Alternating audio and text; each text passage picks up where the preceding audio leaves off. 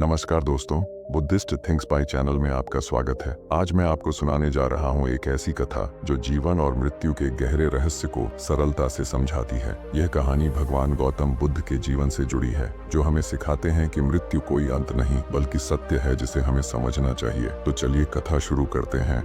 बहुत समय पहले की बात है। एक गांव में एक महिला रहती थी। उसका नाम था किसा गौतमी। वह बहुत ही साधारण और भोली स्त्री थी। उसके जीवन में सब कुछ अच्छा चल रहा था। उसका एक छोटा बेटा था जिसे वह बहुत प्यार करती थी। लेकिन एक दिन अचानक उसका बेटा बीमार पड़ गया और कुछ ही समय में उसकी मृत्यु हो गई। किसा गौतमी दुख में पागल हो गई। वह अपने बेटे को गोद में उठाए गाँव गाँव घूमने लगी। हर डॉक्टर, हर वैद्य से कहती, मेरा बच्चा बीमार है, कोई इसे ठीक कर दो, इसे बचा लो। लोग उसे समझाते, बहन अब कुछ नहीं हो सकता, वह मर चुका है। लेकिन किसा गौतमी यह मानने को तैयार ही नहीं थी। उसके लिए उसका बेटा अभी भी जीवित था। एक दिन किसी ने उसे सलाह दी, तुम श्रावस्ती जाओ, वहाँ भगवान बुद्ध हैं, वह चमत्कार कर सकते हैं, शायद वही तुम्हारी मदद कर सकें। किसा गौतमी ने बिना समय गंवाए बुद्ध की ओर रुख किया। वह उनके पास पहुंची और बोली, भगवान कृपा करें, मेरे बेटे को वापस जिंदा कर दे, मैं कुछ भी करूंगी। बुद्ध शांत स्वर में बोले, ठीक है, लेकिन मैं तभी कुछ कर पाऊंगा जब तुम मेरे लिए एक छोटी सी चीज ला कर दोगी। हाँ हाँ, जो कहो मैं करूंगी, किसा गौतमी बोली। बुद्ध बोले, तुम गाँव में जाओ और किसी ऐसे घर से एक मुट्ठी सरसों के दाने लेकर आओ, पर ध्यान रखना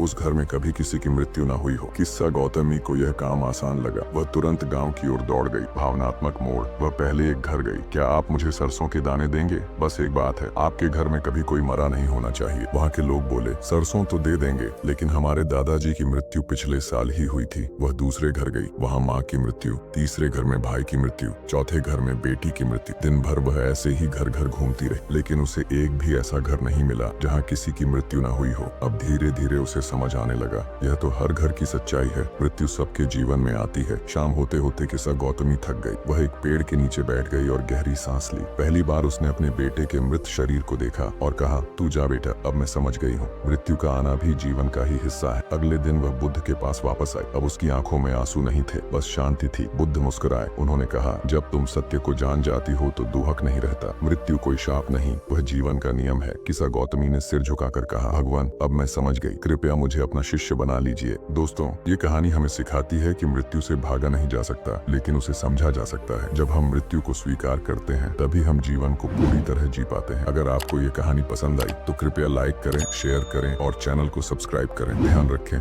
जीवन अनमोल है, हर पल को समझदारी से जिएं। धन्यवाद। नमो बुद्धाय।